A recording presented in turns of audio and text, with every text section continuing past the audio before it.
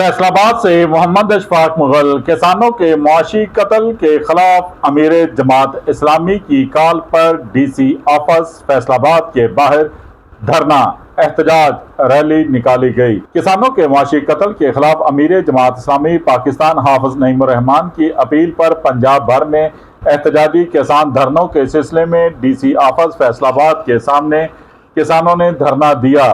जून Jamaat Islami PP 112 और प्रेम union Faisalabad ने भी चनाब क्लब चौक से डीसी ऑफिस तक रैली का इनकाद किया।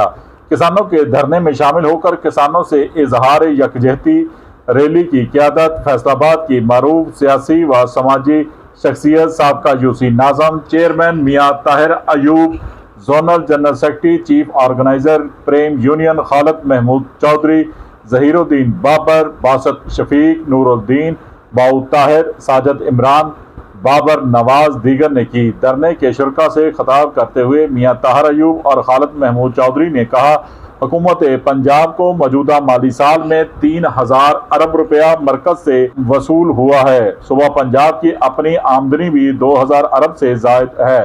ये 5000 अरब रुपया किसानों, मजदूरों, गरीब आदमी की जिंदगी आसानियां पैदा करने की बजाय हुकूमती ऐवानों और ब्यूरोक्रेसी की अयाशियों पर खर्च हो रहे हैं।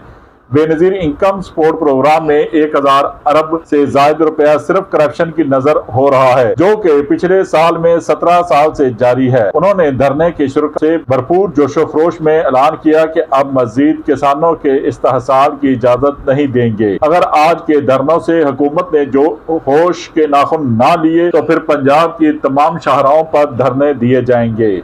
पंजाब असम्बली के सामने भी धरना होगा।